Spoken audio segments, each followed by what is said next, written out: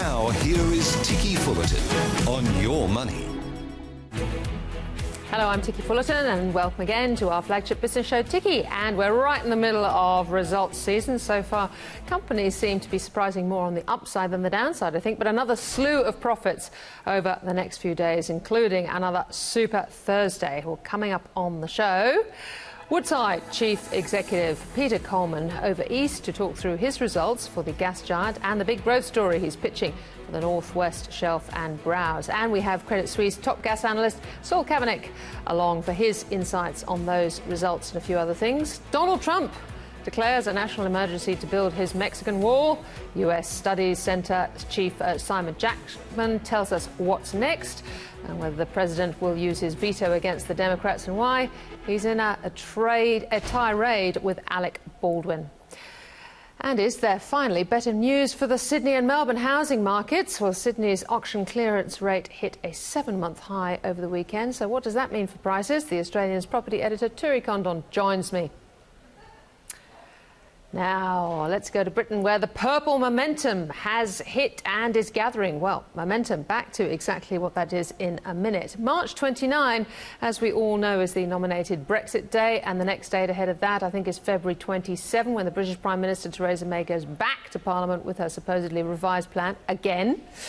We haven't been talking about Brexit for about a fortnight, and the distrust between Brexiteer Eurosceptics and Remainer Europhiles within both the Conservative and Labour parties is probably at an all-time low right now. Ollie Robbins, the Prime Minister's top Brexit advisor and Remainer, was overheard in a Brussels bar by an ITV reporter last week telling mates that MPs would be asked to vote on only two choices: either the Prime Minister's renegotiated Brexit deal or a potentially significant delay to Brexit. Not a no deal in sight as an option. Well, in the end, he said that Brussels will probably just give Britain an extension. He also seemed to indicate that the original Brexit plan was to remain part of the customs union long term. Well, since the Brussels indiscretion, he's had a bit of a dressing down without coffee, Ollie Robbins, and an advisor to the PM, the Attorney General Geoffrey Cox, has moved in over him, at least for the moment, and Geoffrey Cox is pro-Brexit. Europe is still not moving on any Irish backstop, but there's now, in the last few days, a massive backlash against the forces who want to rule out a no-deal option from those who believe no deal is better than a bad deal. Former head of the UK Independence Party, UKIP, Nigel Farage, is back with a new Brexit party, and this is where the Eurosceptic purple momentum comes back in, the UKIP colours, of course. Mr Farage is reported to have joined up 100,000 members in about 8 days. We'll compare that, he says, with the Tory party membership of about 114,000. What's more, there's now a concerted campaign to deselect key Remainer MPs in their seats, including former Attorney General Dominic Grieve. Remainers are beseeching the Prime Minister to delay the Brexit withdrawal date, and we're now less than 40 days to go.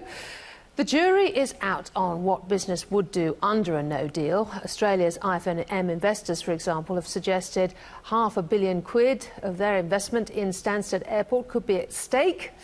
Meanwhile, we've had Mark Carney, the Bank of England governor, pulling right back from his chicken licking stance and talking up Britain under any scenario. Chanel moved its headquarters, can you believe, from New York to London quite recently. Well, at least it's refreshing to hear our Trade Minister Simon Birmingham quoted in London's FT as saying, if we face a no-deal scenario, then we would be urging and encouraging the UK to negotiate and finalise an agreement as quickly as possible, he says. Hopefully by the end of this year, he thought.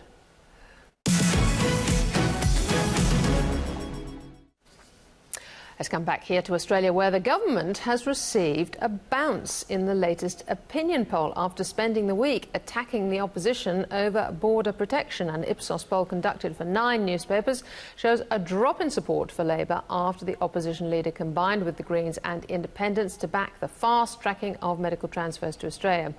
The changes give doctors greater powers to recommend the transfers of asylum seekers and refugees on medical grounds, but only applies to those currently on Manus and Nauru. Well, the poll shows the coalition up 3 points to trail Labor 51 to 49%, two-party preferred, that is. The coalition's primary vote has risen 2 points to 38%, while Labour has dropped 4 to sit at 33%. Also shows Mr Morrison is preferred by voters as Prime Minister over Mr Shorten by a margin of 48 to 38%, roughly in line there with the previous poll. Well, for more, Sky News political reporter Annalise Nielsen joins me now live from Canberra. Annalise, this must be very happy news for the government. Is it too simplistic to say it is all about Medivac? Well, it is quite a bump, and it's hard not to see how it wouldn't be connected to the events of last week. That really was quite extraordinary. What managed to be turned around from what was a real humiliation for the government to lose a vote in the lower house, first time in 80 years, but it's put the conversation right back into a topic they're very comfortable on, and that's border security, because we know Labor hasn't had the best record there, and so Scott Morrison did seem quite in his element when he was addressing questions last week. You saw him really fire up and be quite passionate. And we've seen this as something that he has taken quite an emotional stance on at times, but he's been very strong reopening Christmas Island, saying that he's put himself in a very comfortable position, really, because he said if any boats arrive now, it's Labor's fault, but if they don't, it's because of the protections that they've put in. So this is probably the first genuine win he's had in a very long time, and boy did he need it, because they were really on the back foot with so much key policy, and with those reduced numbers, this week is so tenuous for the government. We've seen them really rolling on a number of issues that they've previously been against, and now they're having to really meet the opposition halfway or completely acquiesce just to avoid having another humiliating loss, because it really would be one for the history books. Yeah. So they're tough. Christian Porter is equally tough on this issue, quite eloquent. What have been the mutterings in the Labour camp today about all of this? Well, Labor's definitely been saying that it is just one poll. You have to look at trends, and the trends certainly haven't been in the government's favour. And, of course, it is a very small sample for each of these polls. And I understand that the samples for this poll aren't quite as comprehensive as maybe a news poll, but it's something that the Labor Party has certainly been quiet about. They've been pushing more of their policy initiatives this week, which have been putting the government in really uncomfortable positions, things like the Disability Royal Commission and the small business legislation, which has highlighted a key division in the coalition. Yeah. OK. Now, meanwhile, we're hearing today about these cyber attacks, these extraordinary cyber attacks on all politicians. It doesn't matter what colour they are. And what are the chances that this could impact on the election? It's a little bit worrying, isn't it? Oh, absolutely, because we've seen that precedent overseas, that it has been something that these hackers have used to their advantage. But what we've heard from the government is that they're confident that it hasn't impacted any of the electoral processes, anything like the Australian Electoral Commission, but it has entered the systems of MPs. And that's really serious, because they haven't been able to rule out that the hackers might have obtained information they could blackmail MPs with.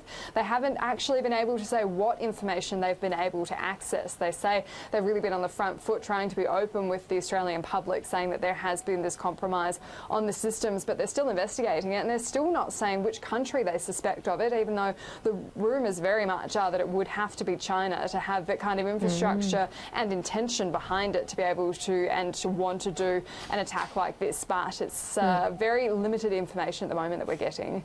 All right. Briefly, I saw you chasing down Julie Bishop there, asking her whether she was indeed sticking around and running again. She gave you quite a clipped answer.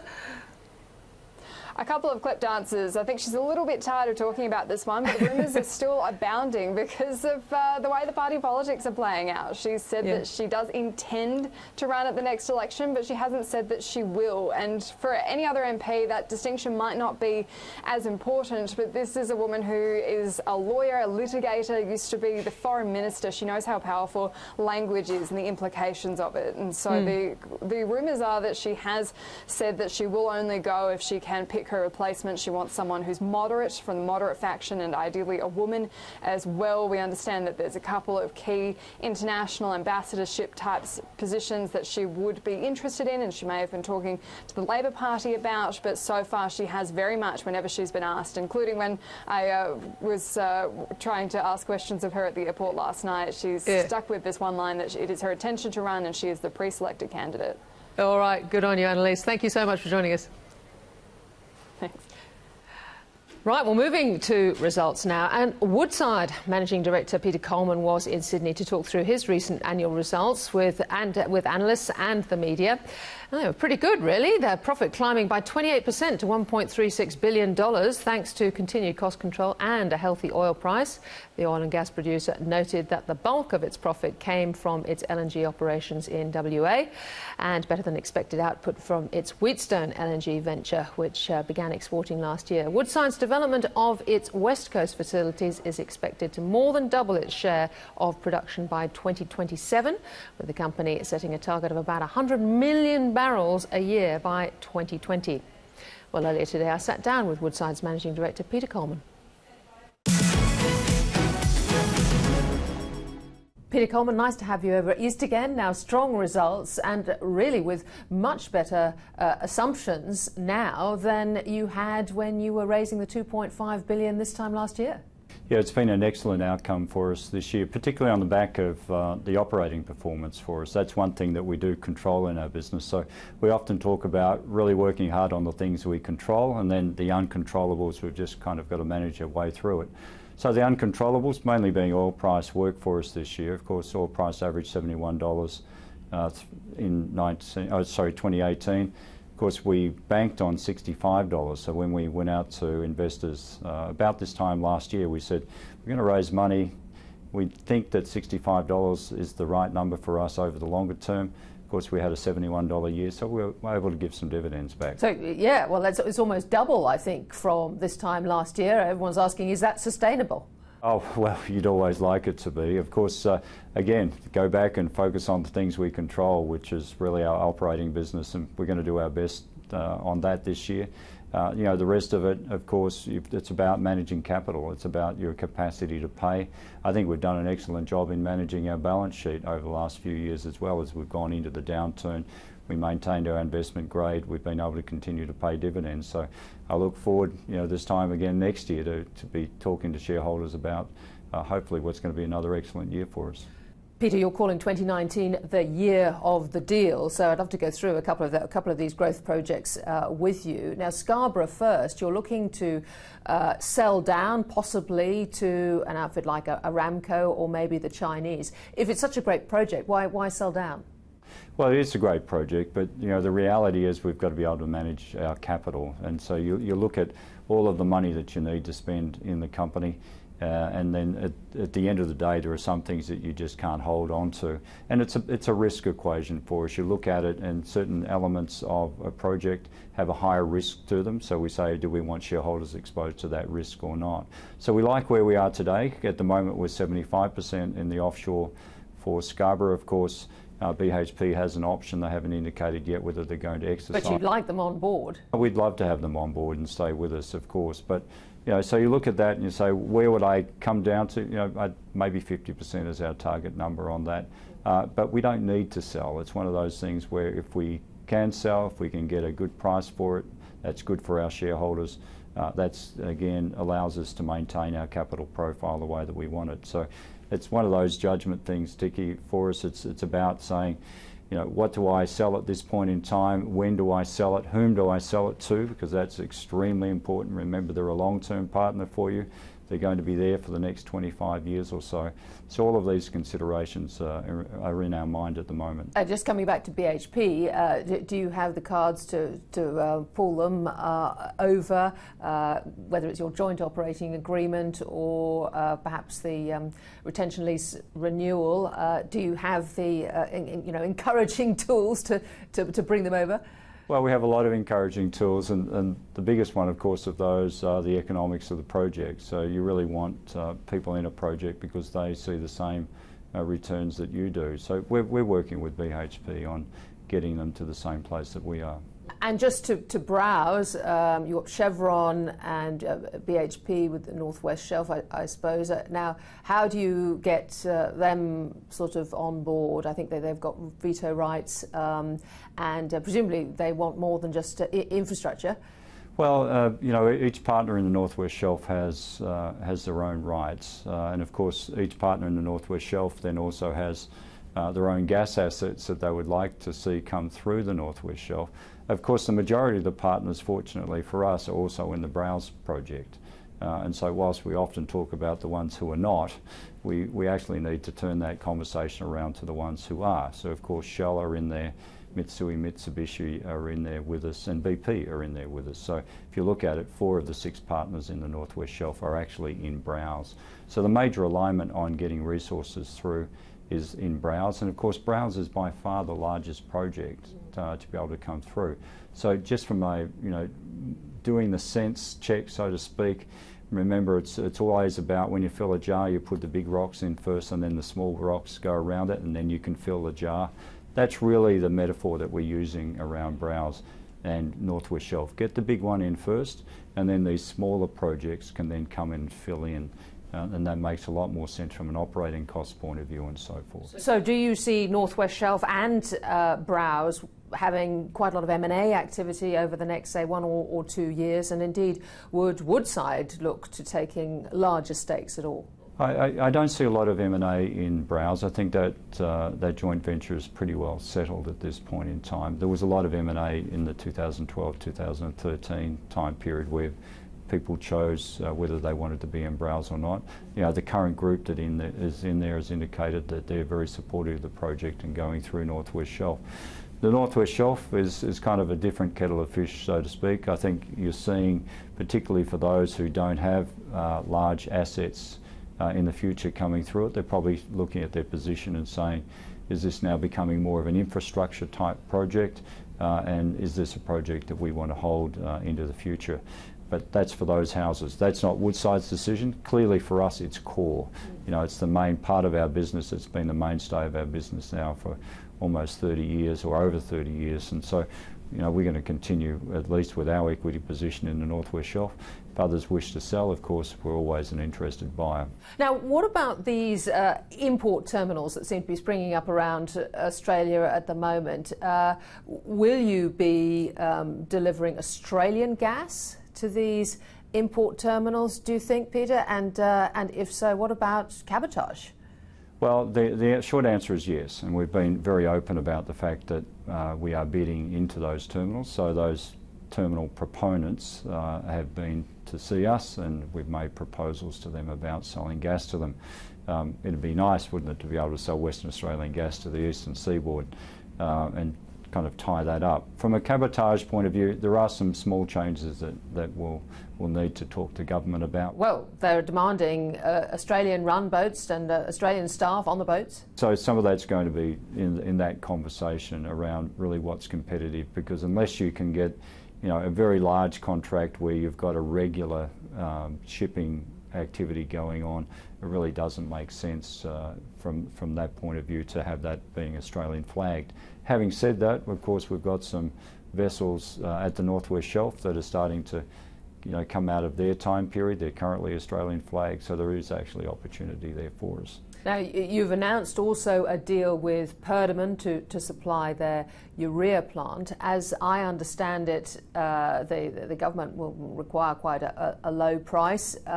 Does that impact the price that you're feeding in there and the economics of, where would it be, Scarborough? No, the government actually doesn't set the price. So the good thing about the domestic gas policy in Western Australia, it's just simply about getting capacity or volume of gas into the system, and then of course the price that you sell it at then is on an arm's length commercial basis. And so the deal that we've done with Perdaman was between Woodside and Perdaman. We're quite comfortable with the price. It gives us the return that we need on the project. So no, nobody's giving away gas. We wouldn't do that at all.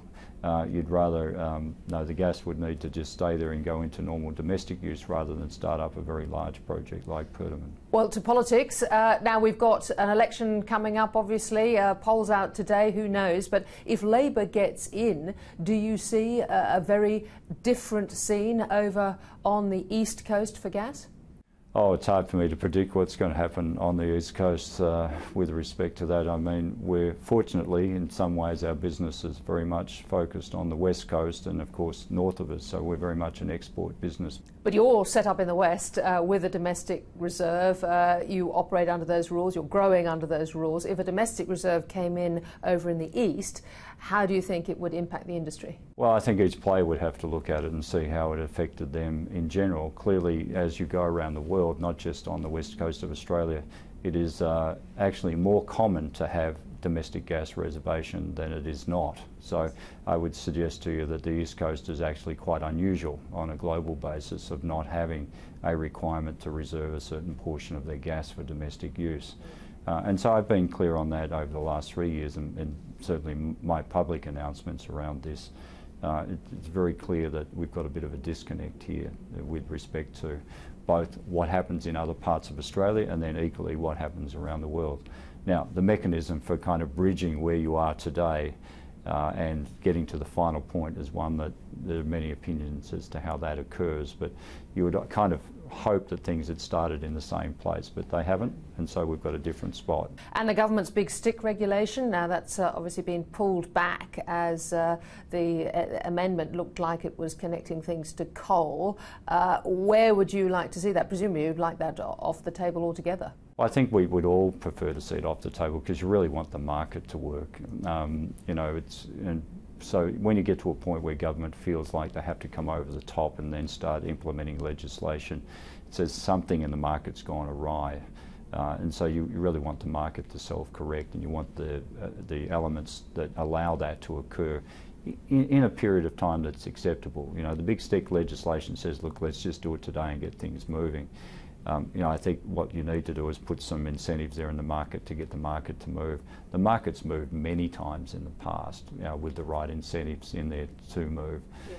Coming over the top with legislation is always a difficult one, because once you start on that, when do you stop? And often these things become quite disruptive. So, you know, I think we've got an opportunity now. We've seen what the legislation may look like. I think industry's seen what it may look like. But equally, I think everybody knows that some change needs to occur.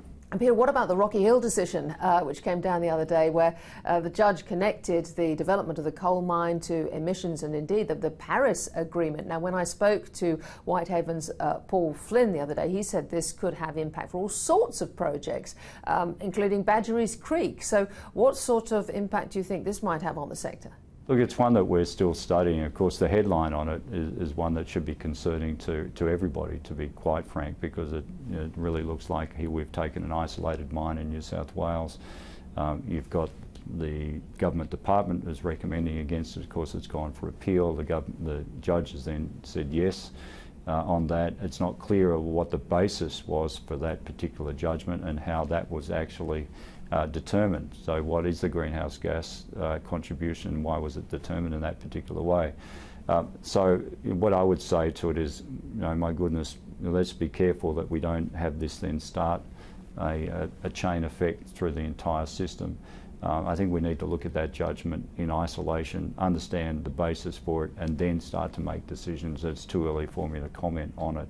But it's clearly something that we're going to have to be very mindful of. But equally, I'd say to you, and I'm going to push gas here, you know, gas is the transition fuel for us. Gas is the only fuel that's going to replace fossil fuels in the percentage that are required to meet the Paris targets by 2050. Finally, you're in a very good position. You've got a big growth plan ahead of you, and we hear you are here to stay. Yeah, I understand that. It's because there was a lot of speculation that you might not be, you might be going. Yeah, I'm not sure. People often do things by the numbers. I look at it and say longevity of CEOs is a direct function of their ability to continue to refresh themselves. So if you've got one particular style, meaning you've only got one chapter in your playbook, then that's going to limit you. I think you have to be flexible over time. You need to continue to evolve as a leader. And as I said, while I feel like I'm contributing in the way that I need to, while I feel that there are things that need to be done, and why I feel that my team is still growing, then, you know, I'm here. So I'm young, I'm fit, I'm still good, so we'll keep playing in this game as long as we can. Peter Coleman, well done on the results. Thanks very much. Thanks, Ticky. Well, after the break, Westpac posting a first quarter update and its legal stoush with ASIC continues. We'll get the details with Your Money's chief business reporter Leah Shanahan next. You're watching Ticky on Your Money. Now, back to Ticky. Welcome back. Westpac has posted unaudited first quarter cash earnings of over $2 billion, helped by wider margins and lower costs for compensation. The quarter suffered from challenging trading conditions in Treasury and markets and $30 million in insurance claims for those Sydney hailstorms. The lender also flagged an additional $35 million in expected claim costs arising from the Queensland floods in the second quarter. The period included an impairment charge of $204 million. Meanwhile, mortgage defaults were 4 basis points higher over the quarter. This also impacted the bank's Tier 1 equity ratio as it dropped 2 points to 10.4%. But meantime, ASIC says that it's appealed a court case it lost against Westpac over the lender's treatment of customers during a drive to boost its pension funds. Federal court found last year that the bank and its funds management division had failed to treat customers honestly, but had not breached its licence when it asked them to shift their superannuation savings to the lender's accounts. The regulator says it appealed the decision to press for greater clarity around whether a bank had, in fact, breached its licence. Well, for more on this story, Your Money's chief business reporter Leah Shanahan joins me at the desk. Leah, this is quite an interesting development because, first of all, the quarterly results, they were, the sort of results you'd want to have as a bank these days, just sort of nothing to see here. Yeah, but that's almost probably the right thing to do in this climate. But this is a bit of a wake-up call, and presumably this is all about ASIC getting tougher and tougher. Yes, and in the context of a new Deputy Commissioner, Daniel Crennan, who's also a prosecutor, of course, a QC, and that's what he's been brought in to do. And I think that's really the story here, that this is what Daniel Crennan wants to do in making his stamp of authority over ASIC and really drive some prosecutions, which of course is the big criticism that they faced in the Royal Commission, that, look, when push came to shove, they really just didn't take people to court enough. So they weren't going to take this decision by the federal court late last year lying down, that this had been general advice rather than specific advice. Yeah, because Westpac was quite robust in its response to a lot of these accusations generally. It didn't settle on BBSW, for example. But now this could all be unpacked, potentially, here, in this case. Yeah, I mean, well, especially on this issue of general and specific advice. I mean, they did make a lot of money out of this. $650 was $650 million was tipped into the BT financial advice, basically as a result of this. So, financial managers. So, look, and this campaign, if it wasn't there to make people direct their funds in one way, what was it there for, which is the question. And I think they want clarity over this issue, over direct or general advice. ASIC does, and it's quite important. Interestingly, I was looking at the Royal Commission recommendations in relation to this, and I can't help but think under the new, well, assuming they do become laws, the selling superannuation or the no hawking recommendation. Does that extend to this case? Well, I think it would, because it does say the law should be amended to make it clear that contact with a person during which one kind of product is offered is unsolicited unless the person attended the meeting, made or received a phone call, or initiated the contact for the expense. So you can't just receive a phone call without asking for it, basically. Yes. And this relates directly to superannuation products. So I can't help but think that wouldn't have been legal under the new regime, assuming it comes into law. Right, but obviously this is not retrospective. No.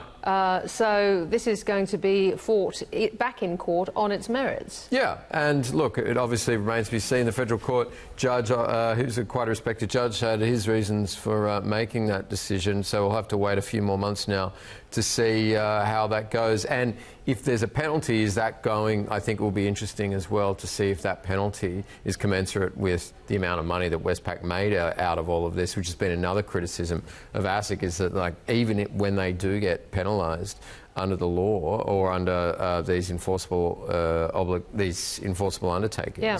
They're not really commensurate with the amount of money they made off exploiting the law in the first place. So we've got Daniel Crennan there. We've got these writing instructions from Kenneth Hayne to say go hard, get to court. What sort of activity are we going to see from ASIC now? Presumably they will. Yeah, I think you're going to see a lot more court action. And as Shipton said, James Shipton, ASIC chair, has said, look, we should be focused on taking people to court, and as Commissioner Haynes said in the report, the assumption now should be that they should go to court rather than looking for enforceable undertakings. Only don't go to court basically when there's a good reason not to, or some other result might be better than regardless of the cost and the expense and the chances of winning and everything else. Of course, this is the perpetual question. I mean, I know that it's very easy to bash ASIC. It's kind of a national sport in some ways around the Banking Royal Commission, but you know, to take these organisations to court and to win is a lot easier said than done. Yes, Leo Shanahan, thank you very much for explaining all that to us. OK, now let's go back to those Woodside results. We asked oil and gas analyst Saul Kavonic from Credit Suisse to give us his take on the business and also look forward to both the Santos and Oil Search results still to come. Saul Kavonic, thanks for coming in. Now, we've just seen the interview that I did with Peter Coleman. Pretty good results, though. Fantastic results for Woodside. It's just we're getting used to just solid operational performance that people are taking it for granted.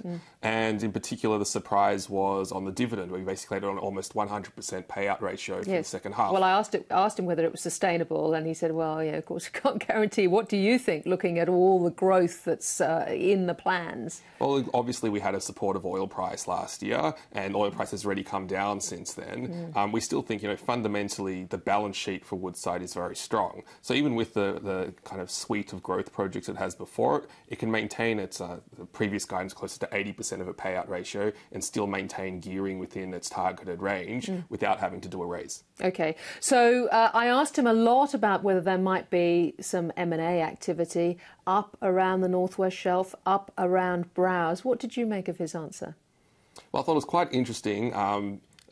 We heard obviously some scepticism regarding M&A at Browse itself, but in North West Shelf that could be a different category. In particular, you have two parties to North West Shelf, being Chevron and BHP, who are not in the Browse joint venture, and there's potential therefore to see one or both of them sell out. And I'd probably flag BHP in particular. Now, if you look at the kind of structure that's going on offshore WA at the moment, you also have one party in Browse which is not in the North West Shelf, PetroChina. So it'd make a lot of sense, for example, to PetroChina to buy out, for example, BHP's interest in the North West Shelf and align that joint venture. And Woodside might buy some more, do you think? We would like to see Woodside buy some more and really double down on assets that it knows best. And that could provide an additional optionality and opportunity for Woodside over the next couple of years. Now, what about BHP's overall strategy at the moment up there?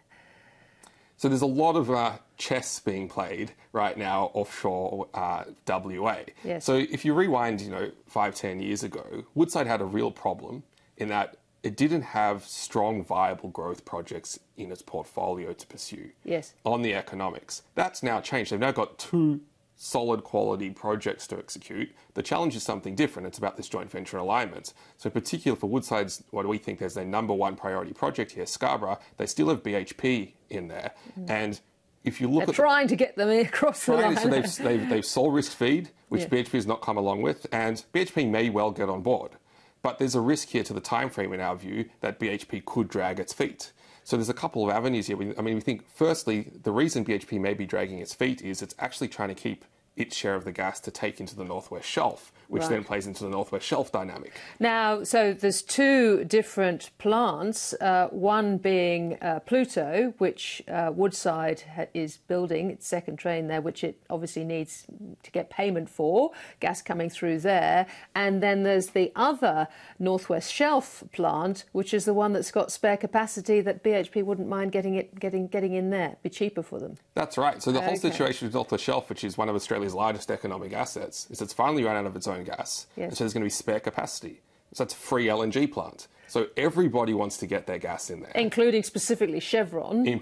Specifically Chevron, but also BHP, also all the other rest of the joint venture partners. And so BHP is going to, we think, want to prioritise its gas and keep the option open to keep it to North West Shelf. Yes. Now, the other big player here is Chevron. And the reason that is Chevron actually sold out of Browse in order to buy new fields like Clio and Acme a number of years ago. So Chevron's the other key party here. They have a veto over the whole North West Shelf life extension process because they're in it, but they're not in Browse, which is Woodside's preferred option.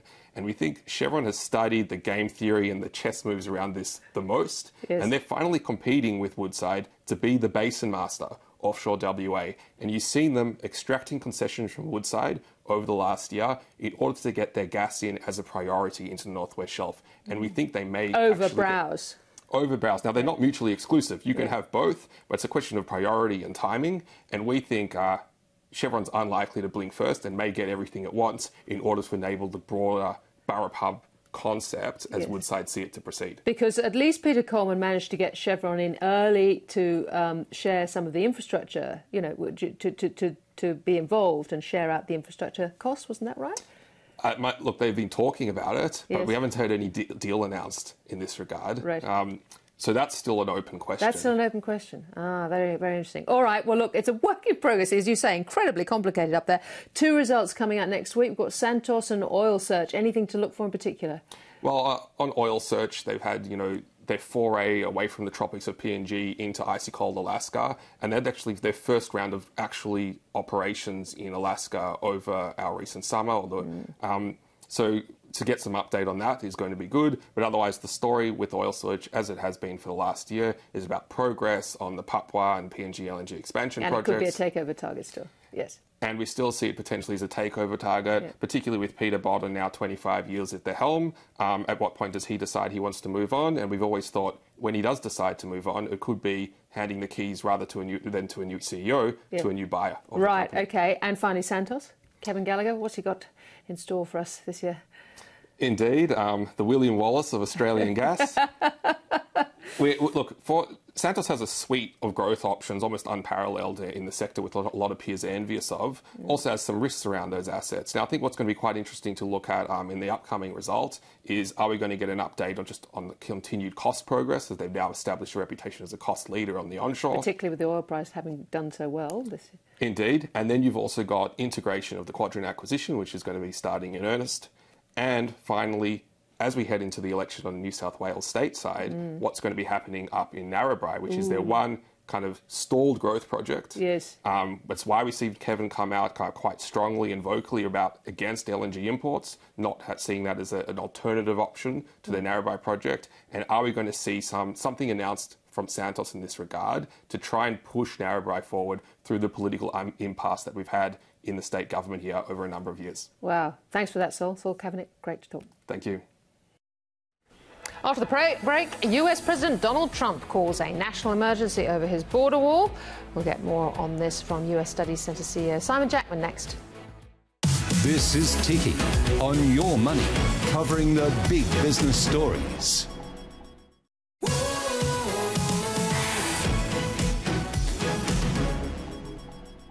Yeah. No. Well, let's welcome back, and we're going to talk the United States now. US President Donald Trump is preparing to issue his first veto of his presidency in order to build his border wall. This comes as Democrats plan to reject his national emergency declaration. Well, joining me for his take on the Trump tactics, Simon Jackman is head of the US Studies Centre. Simon, great to have you in. We were just talking about the Oscars and whether Roma actually down below the Mexican border, whether that's going to walk off with, it would be somewhat ironic, wouldn't it? But where are we with this jolly old wall? Well, as you may have seen the news last week, two things happened. One is Trump did get some money out of Congress, a little, but not what he was after, and so took that deal from Congress. But in the same day, just said he's going to go ahead with the declaration of a national emergency to essentially reserve the right to appropriate funds from other parts of the budget to deploy up to what he wants, $6 billion towards the wall. Didn't get anything like that out of Congress.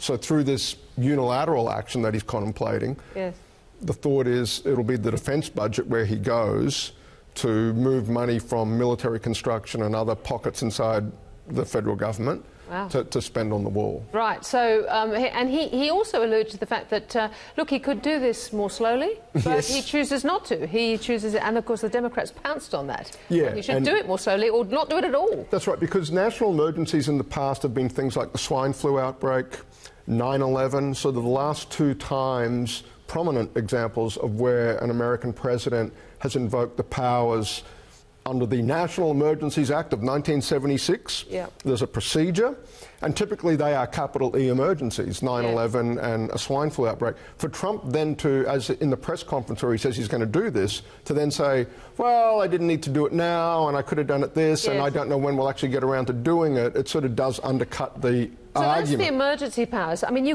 presidents have used their executive powers, though, haven't they, to push things through without endorsement from Congress? I mean, Barack Obama did that as well, didn't he? To do regulatory changes, like, for instance, Obama and Republicans, and indeed some of Trump's supporters called him out for this, extending DACA, the so-called the Dreamers, giving them, extending protections to them is something that Obama did unilaterally. But that's different, and what's constitutionally very interesting about this, that's different to saying, hey, Congress, you gave me $1.5 billion, I need $6, and to hell with your 1.5 offer, I'll take that, thanks very much, but I'm going to find $6 from ways that you didn't appropriate for me. Now, in the American system, Congress has the power of the purse. And there are real constitutional limits to a president saying, well, I need money for this, you didn't give it to me for that, so I'm going to take money reserved for purpose A and deploy it to satisfy purpose B. So how is this going to play out? Because presumably politically he doesn't want a shutdown because that affects, obviously, Trump voters, amongst others. So he's going to use these emergency powers. The Democrats could take him to court? Absolutely. So where does the veto come in? So what can happen is that Congress can say, under the National Emergencies Act, Congress can say, no, we disagree, that's a national emergency. Trump can then veto that. Right, that's the veto. And then you need a two-thirds majority to overrule that, which Democrats probably won't get. But while that's playing out in Congress between the executive and the legislative branch, the third branch of American government, the courts, will be deployed. And so already the state of California has announced it is filing suit. You'll see lots of other... How long is that going to take? Well, the interesting thing is, and there's a great explainer on our website by Bruce Wolpe, who's known to Sky... We'll all go and read Bruce, Yep. So Bruce has written a superb little 5-pager laying all this out, and Bruce makes the excellent point that the last time Trump went through the courts to try and get some executive action up, that was the immigration ban. It took 18 months till finally the Supreme Court said, yeah, you can do that. So the key question is, if it takes, 18 months or even 2 years, does he get the billions to build the wall in the meantime? I don't think he does. I think there will be injunctions, and that'll be all jammed up until the Supreme Court rules on the matter. And it's a very interesting decision for the Supreme Court, by the way. This is not an exercise of regulatory power. We're talking about reallocating billions of dollars against the express desire of Congress. And we're in a different place constitutionally. In Bruce's assessment, probably one I think most of us out at the centre agree with, it's probably the biggest constitutional question of this sort since Harry Truman seized control of American steel mills during the Korean conflict back in the 50s. Wow. It's that big a deal in terms of a constitutional battle between the executive branch and the legislative branch, if only for the quantum we're talking about, billions we're talking. This is not Richard Nixon, hand over your tapes, or Bill Clinton, you have to testify, you have to answer stars questions. And this is about the power of the purse, something that historically vests over it with Congress and not the executive branch. That's really interesting. Speaking of lots of money, trade wars continuing. Now there's a game obviously being played again by Donald Trump. What do we think is going to happen? Are we going to get to March 1 and we're going to have a hike in tariffs, or are we going to get him slipping a little, 60 days maybe, as he's suggested? I tend to think the latter. I tend to think they will kick the can down the road some more. It's a very interesting dynamic at the moment. I think Trump would like to get a deal done and declare victory and score a win. Same motivation for why he's bringing forward a second meeting with the North Korean leader in Hanoi only next week sometime. Yes, exactly. Right? I think Trump is looking for wins. He's also, though, under a lot of pressure from people around him to not throw the strategic baby out with the trade bathwater, if you will, that there are bigger issues at stake here, and the big issue for the United States and its allies and the international system, frankly, is IP, forced technology transfer, those matters, that versus taking what's on the table now in a trade and letting those other issues slip. I think there's an assessment that, again, widely shared. Trump, perhaps, you know, in his own particular way, by putting those tariffs on the table, has really put China under pressure in a way that it hasn't faced for a long time. And why give up that leverage now when there's so much riding on it strategically? The game is afoot. See it through. Simon Jackman, very interesting. Thank you so much for coming in. Thanks, Ticky. Now, after the break, back to Sydney and our property market. Is it set for a bounce? Turi Condon, the Australia's property editor, will join me next.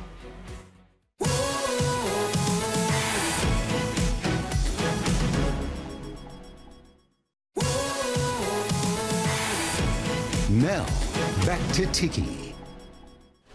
Yes, welcome back. Now, in slightly better news, one would think, for Sydney's property market, auction clearance rates hit a 7-month high over the weekend, triggered by RBA Governor Phil Lowe's rhetoric change 2 weeks ago. It appears buyers are looking to an eventual rate cut from the Reserve Bank, despite all 4 major banks lifting mortgage interest rates in the last 6 months. The clearance rates in Melbourne also pushed higher. So, will the good times come back? Joining me live at the desk is Turi Condon, the Australian's property editor. Turi, what are we to make of this, you know, sitting in Sydney, these auction clearance rates? Yes, it looked like a good bounce, didn't it? 60% when we've seen 40% a year ago. Yes. I think it's always seasonal. There's always a bit of a bounce at this time of year, but also there's a lot less people putting their property up for auction, about 30% less than the same time last year. So that's really helped give this a bit of a bounce. And create a bit of tension in the market. Yes, yeah, and also there is the talk about the Reserve Bank possibly dropping interest rates. Yes. The Royal Commission report's out, and there's nothing more onerous in that at the moment. Yeah. So there's a number of factors playing into this. Mortgage brokers don't play into it at all? Not really into housing prices. No. That's a different factor, I think. Yeah. I think last year we saw the buyers go on strike, and this year we might see some of the sellers go on strike. So less property on, and that helps with a bit of price tension. Right. Now, is this all through the market? Because we're hearing about this glut of apartments as opposed to other parts of the market. Yeah. Well, new apartments don't get auctioned, so they don't really fall into this market. We're more talking about established houses here. Yes. That's quite a separate market, and that is trouble. And is there a difference between those?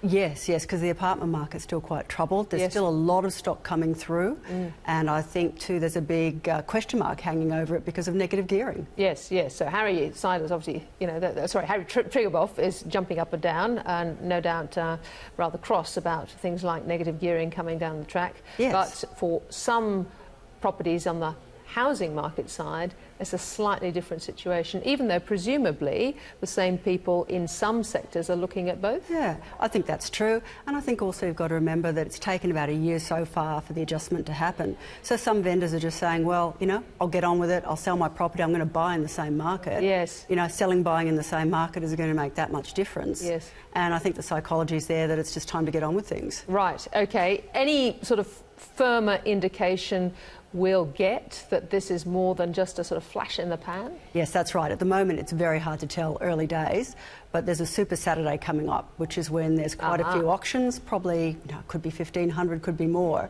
across mostly Sydney, Melbourne, and that's the first weekend in March. Why do they do a Super Saturday? I think it's just timing. It's ahead of the Mardi Gras in Sydney and ahead of the Labor Day weekend. So it's sort of one of those sort of timing issues. And so lots of people are around. Yeah, lots of people around, and lots of people want to get ahead of, you know, those sort of timings. Yeah. What about access to finance, Turi? Do you think that is also having a sort of constraint on the buy side? Oh, absolutely. I mean, you hear stories of the banks going through and looking at people's parking tickets and speeding fines. It is unbelievable, and it's frustrating for the banks as well. Yeah. I mean, I'm hearing the same thing from the banks. You know, we don't need to do this. Well, what it does is it just completely slows down the market. It just goes at a snail's pace. Yeah. And I think that'll probably continue for some while yet. Yeah. So, you know, it's the same thing whether you're looking at auctions. Are we going to see a similar sort of feel when we look at online and we're hearing from, say, you know, the domains, the realestate.coms? We're going to see some sort of stronger tension in the market come through, do you think? Oh, look, I think it's still going to be a pretty weak year. You've got the New South Wales election, you've got the federal election. Yeah, these are more unknowns, aren't they? There are a lot of unknowns out there. People tend to sit on their hands when they're not certain about things. Yes. And so unless there's probably some good news and a bit more consumer sentiment coming through, we'll probably see a pretty patchy market this year, I think. All right. Well, it'll be very interesting to see Super Saturday. Come back and talk to us about that. We will. Turi Condon, thank you. OK. Well, that's all for the show tonight. Tomorrow night, we speak to Cochlear CEO Dig Howard on his results. Thanks for your company.